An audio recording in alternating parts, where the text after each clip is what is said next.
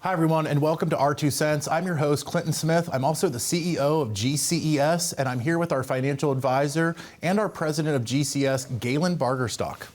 How are you today? Doing good, Clint. How are you? Another good day? Another good day. I'm doing great. You know, we have gotten in the rhythm of doing these episodes now. We've had quite a few people tell us that they've seen the episode. So guys, if you know us and you see this episode on TV, please tell us that you watched it. Tell us what your favorite parts were. Yeah, it is good to hear some feedback. Yeah. Now that we've gotten over the first 3 episodes, the rest of them have been incredibly so much better. Yeah. So today we're going to be talking about mistakes made when choosing a financial advisor. So we talk about all these different things with finance and everything, and we want you to choose us as your financial advisor, but we want to go over some things that we have seen in the past or clients have told us or things that we found are true of people making mistakes whenever they choose a financial advisor. Yeah, for sure. So let's just talk, you know, there's a study, a 2022 Northwestern Mutual study found that 62% of adults, that's a huge number, 62% of adults, that's over half of the adults in the US, admit that their financial planning needs improvement. Yeah. That's a huge number. So with that being said, only 35% of actual Americans do make the decision to use a financial advisor. Yeah, I mean, it's like anybody. A lot of people want to do it themselves, you know, no matter what the task is. But, you know, I think that the 62% is very alarming that many people admit that they don't know what's going on with their financial life, you know? That's a high number. Yeah. The value of someone working with financial advisor is different from person to person. Some people may not think that they actually need a financial advisor. Some people have had a financial advisor their whole life. But there are huge values in working with a financial advisor. And studies say that people that work with a financial advisor could end up with about 15% more money in their retirement whenever they get there. Yeah, I mean, it's important to say that we can't guarantee any types of returns, you know. It's all the risk and reward type thing. So, you know, just the study that was ran shows that 15% more, that's a lot. You know, just by, you know, reaching out and asking somebody, what do I have and how can you help me make it better? 15%, you know, 15% if you have $100,000, that's a lot of money. Yeah. Yeah. So we actually have a list. It is 9 mistakes that you can find whenever you're working with a financial advisor. Let's go over mistake number 1. This is a huge one, is hiring a financial advisor that is not a fiduciary. Now, Galen, everyone says that you're a huge fiduciary.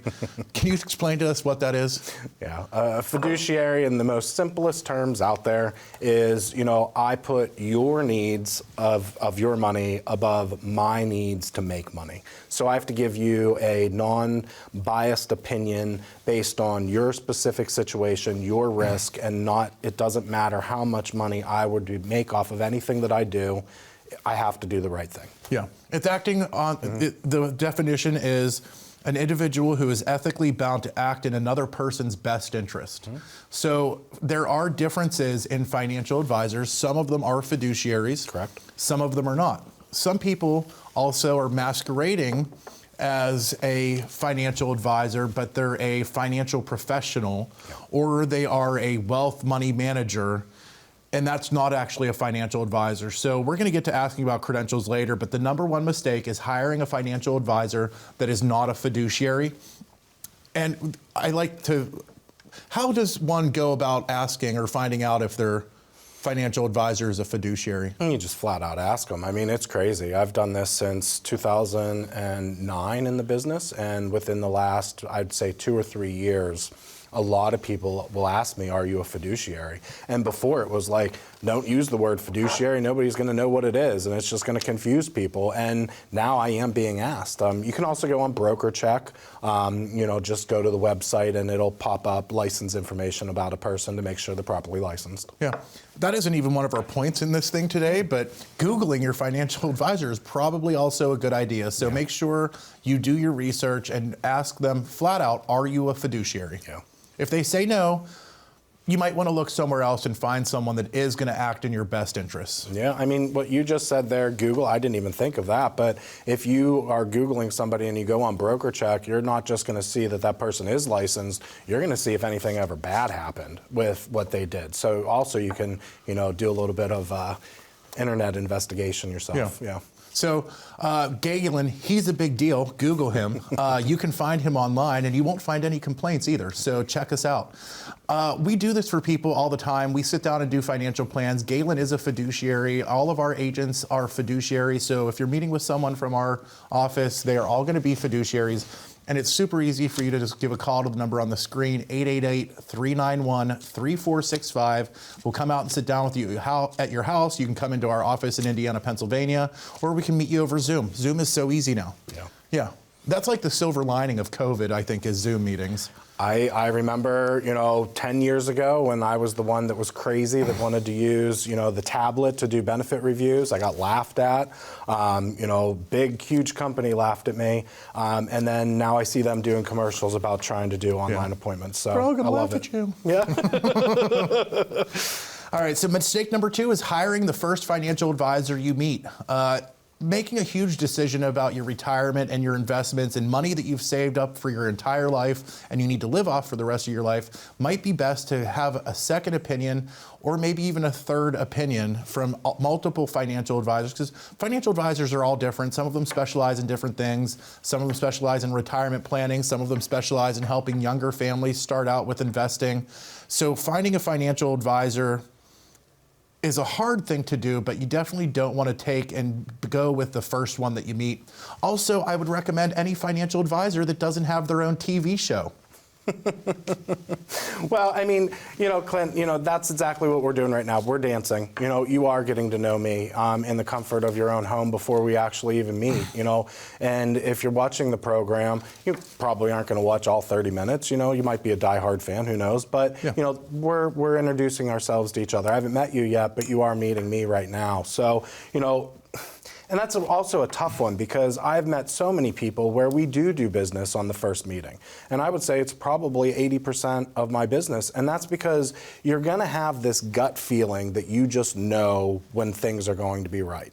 Stuff that you've been worrying about is going to be lifted off of you, by the advisor. And if it isn't all lifted off of you and you still feel like you have questions, not that you're overwhelmed, because I understand that you'll be overwhelmed, but if you still have questions about what's going on after you meet with an advisor, well, that's probably not the advisor for you, because they need to speak to you on your level of what you need to do.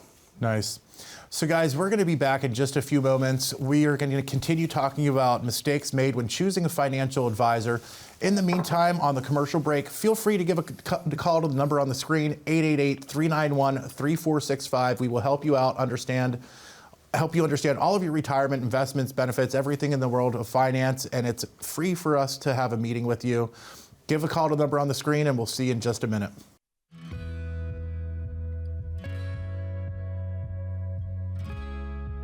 So what got me into the business was really a series of events that led up to us doing it together. Galen and I were together for 10 years probably before we started our company.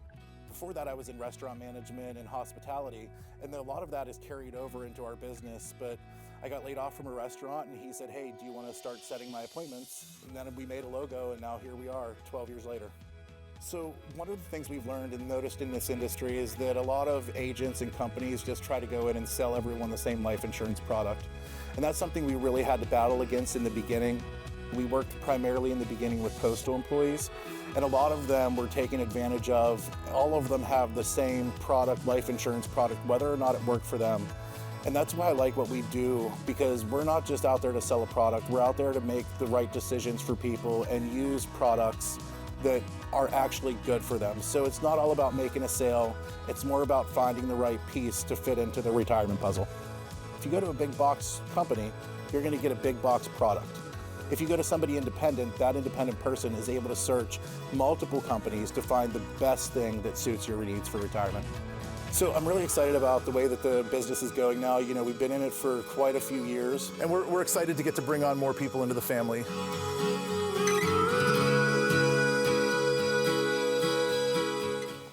Welcome back, everyone. I'm Clinton Smith. I'm the CEO of GCES, and I'm here with our financial advisor, Galen Bargerstock. Galen, we're talking about mistakes made when choosing a financial advisor. Yeah. Which there's quite a lot of things on this list, but we almost got into the next one right before we went to break, is choosing an advisor with the wrong specialty. right? There are many different types of advisors. There are some that specialize in working with business owners. There are some that specialize in working with younger families. There are some that all concentrate on retirement. We, however, have taken a different approach where we offer a holistic review and we go over everything. You know, whether it be about how to maintain health insurance coverage in retirement. We do all of those things to help make sure people understand what they have. We help younger people start as well, whether it's setting up life insurance or an UGMA or something for them to invest for their children. But let's talk about the ways that they should do this. Like, how can you tell that this financial advisor is the right one for you when it comes to them, what they specialize in? Well, I mean, and this is a really tough one when you're talking because, you know, the industry does not like to use the word specialize. You know, yes, I've done this. Like, I work with federal employees and I've done it since 2009. They don't like the word I specialize in it because, you know, they want you to be more broad-based, you know. But, you know. They definitely don't want you holding yourself out as an expert. An expert, yes. You can't be an expert for sure in one specific thing. But, you know, a lot of the time, some advisors won't even deal with life insurance. You know, some advisors are just going to be there to talk about your investment, period. You know, and they don't want anything else. They don't want to know about your retirement, your pensions, anything like that. They're just doing the investments.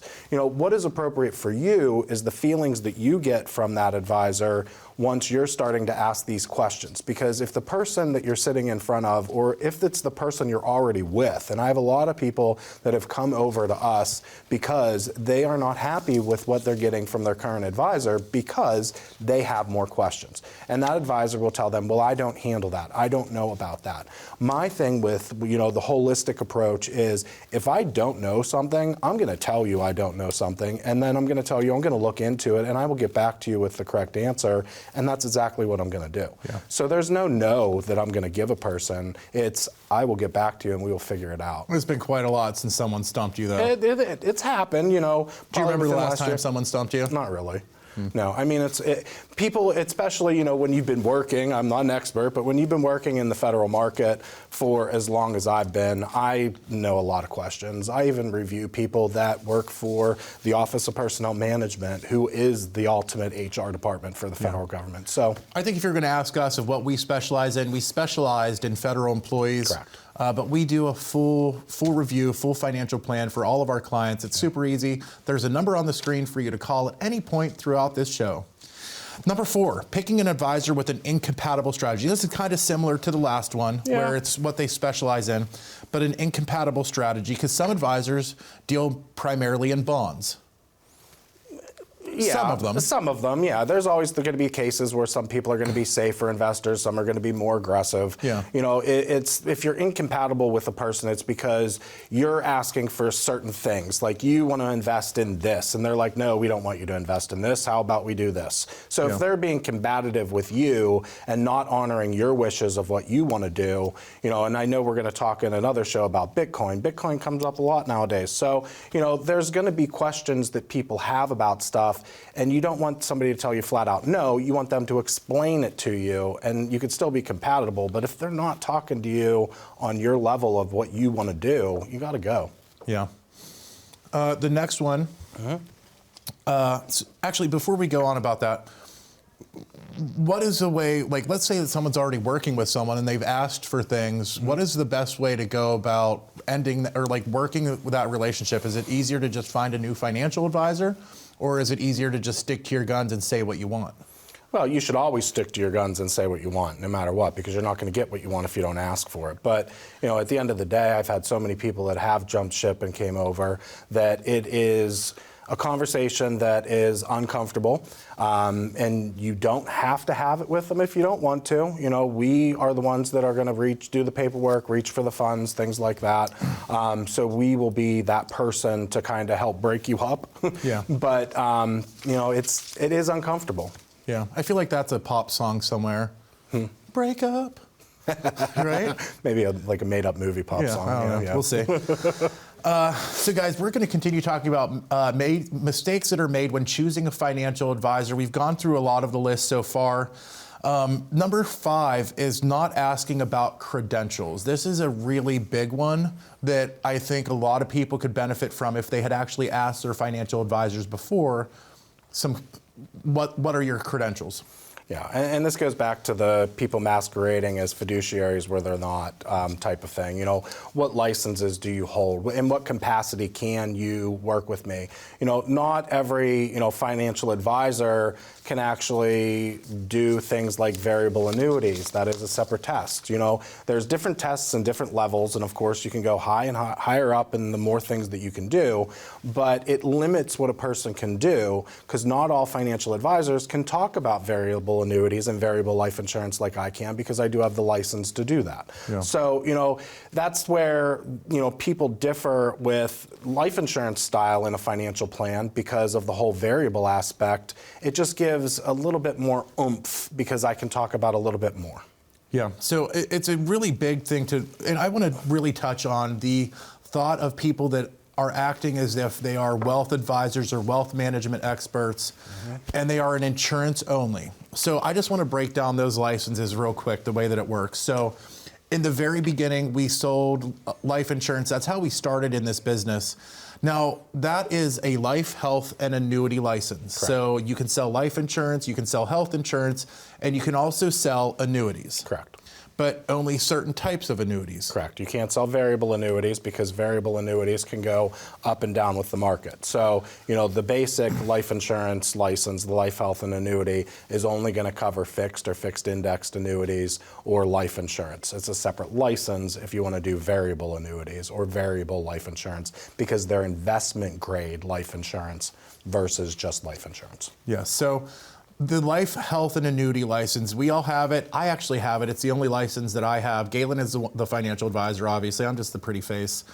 But the licenses, people with life, health, and annuity license do not have all the, what would you say, like the tools in their tool chest. Yes. To do everything. They might have a hammer and they might have a screwdriver, yes, but they're not going to have all of those other tools in their tool chest to do a full financial plans. And a lot of the people that have a life, health, and annuity license are out there selling the same thing to everyone over and over again, whether or not it makes sense for them.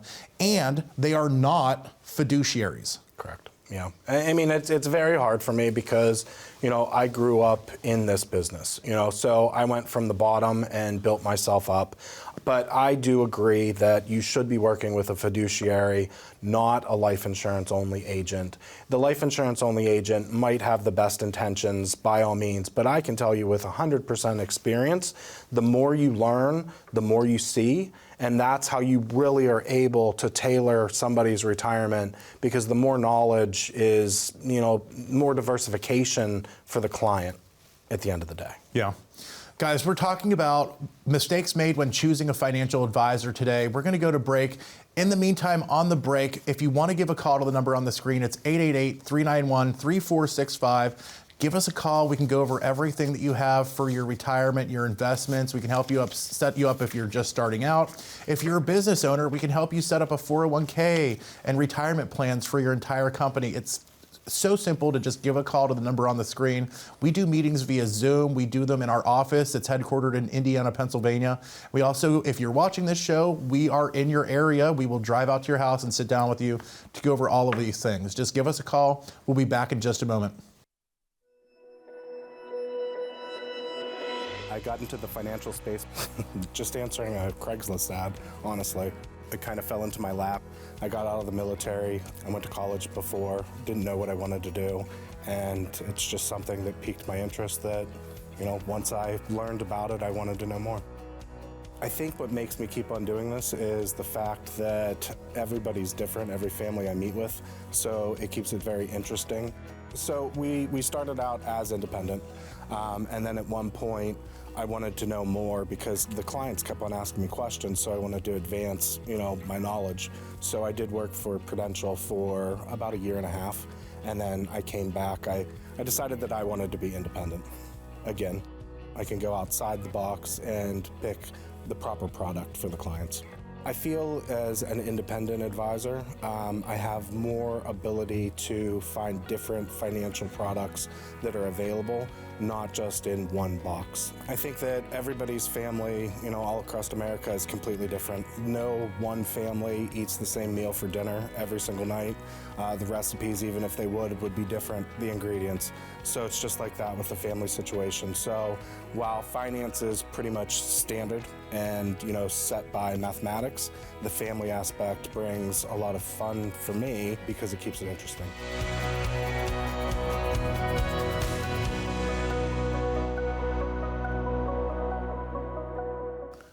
Welcome back to Our Two Cents, everyone. I'm Clinton Smith. I'm the CEO of GCES, and I'm here with Galen Barkerstock, our financial advisor, and also the president of GCES. Galen, I'm assuming still a good day? Still doing good over here. Still a great day. Yeah, still a great day. We love doing these shows with you guys. You can even check us out on Facebook.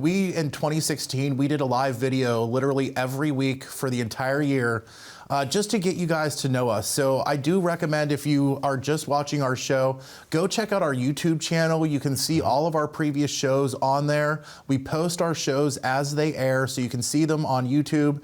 But we have a lot of stuff on our website. We also have a book called The Story of Carl and Barb that Galen and I wrote. It is actually, for it being about finances, a really good, fun read. And you can go to our website and request a copy of the book, or just call the number on the screen, set up an appointment, and we will give you a book when we come out and sit down with you. Yeah. So, mistakes made when choosing a financial advisor. Yeah. We've gone over a lot of things. The fiduciary thing to me is probably the most important and the number one mistake that people make whenever they're choosing a financial advisor, is not asking, are you a fiduciary? If you take anything away from this episode, take that away today, because that is something really important, that you want to make sure your financial advisor is a fiduciary, because if not, you don't know that they're just selling you the product that they get the highest commission on because they want to make a lot of money. Right? Yeah, and unfortunately it happens. So the next one would be not hiring a vetted advisor. Yeah, you want to make sure that you are talking to somebody that has a little bit of experience, with this kind of information, and, slippery slope, because I started at level 0 as well one day. But you want to make sure that the person is knowledgeable, and you know that they're knowledgeable when they speak with you. Yeah. We specialize in federal employees. We've done federal employees a lot. So that's really, where we started.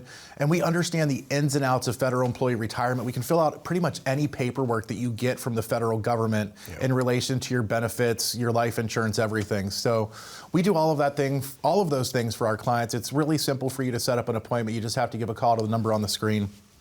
So with the vetted advisor, one of the things that I have looked at and that we've seen in this business is that most of the people that are financial advisors are old as dirt. A lot of them. I'm just going to say it. There's a lot of really old financial advisors in this business, and a lot of them have become complacent. A lot of them have been sitting on the assets under management that they have for years, and they're not going after new business. They're not training and doing things to stay up to date.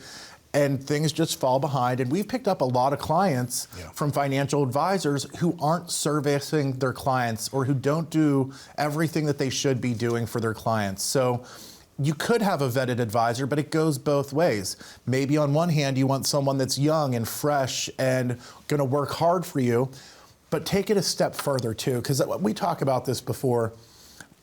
We're there for people whenever they pass away. Yeah. And that is super hard. Whenever we work with clients, we're going to be there with them for the rest of their lives, assuming that we don't pass before they do. Yeah, of course. But we have dealt with that with clients, and that is something that is not an easy process for us to go through, because we are emotionally involved with our clients. Yeah. It really doesn't.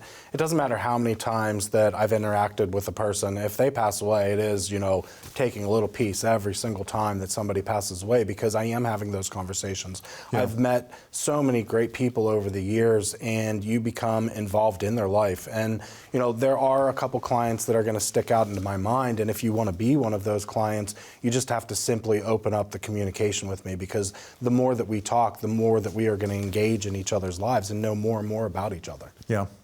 It's sad too. Yeah, it is very sad. Yeah. So not hiring a vetted advisor, that is something that you really want to look at whenever you're trying to choose your financial advisor. The next one is not understanding how they get paid. This is a difficult one for people to even ask, but I've seen people just come out and ask us, how do you get paid? Yeah. You know, because we do a free complimentary financial review that's no cost for us to do a full financial review for you, and that's not always the case. No. Some people charge for the reviews that we do, like what, $500? Yeah, $500-$600. They'll charge a fee. You get a fee under management. I personally have never charged a person a flat, $500-$600 to have some advice. That's not the type of person I am. But also, people want to know how you're getting paid on the annuities, things like that. And I would say probably maybe 4 or 5 years ago, we used to have to disclose that because fees became a big thing. Everybody wanted to know how we get paid. And it is important to know how you get paid, but with us, what I tell everybody is if it's assets under management, there is a flat fee monthly that's taken out of the account, and the more money that's held with us, the lower that fee becomes. So it really depends on how much money you have to invest to what the fee actually would be, and the more that's held with us, the lower the fee actually is. Yeah. It would be hard for us to disclose on air what our fees are and what our charges are because it changes for every company, it changes for products. Life insurance is different from annuities. Annuities are different from securities products. Correct. They're all different, but if you're sitting down with us and you want to make a choice and make a decision on a policy, that's something that we're going to tell you. We are transparent about that, and we have no problem sharing that information with you because you're already sharing a ton of information with us about yourself. Correct. And it's comfortable for us to have that conversation with you. So don't be afraid to actually ask your financial advisor how they get paid. If you don't have a financial advisor yet, there's a number on the screen. You can get one literally by the end of today. The last one, and we're going to go through this super quick because we only have a little bit less than a minute, but going with your nephew that just got in a business or going with a financial advisor that just decided that they want to be a financial advisor and they're selling everything they can to all of their friends and family. Yeah. We've seen this before. This is what big box companies do. Yeah. If you're new in the financial services industry and you're going to be a financial advisor or an agent, the first thing they do is have them sell their friends and family. Now, guys, I'm smart enough to know you're right out of the gate. You are not going to be doing the right thing for your clients. So hiring a brand new financial advisor with no experience is a very difficult thing to do. I would not recommend it, but everybody starts at level 0. So, you have to make sure that they are being, monitored by somebody. Yeah. All right, guys, that was it. We'll see you soon. Have a great week. We'll talk to you soon.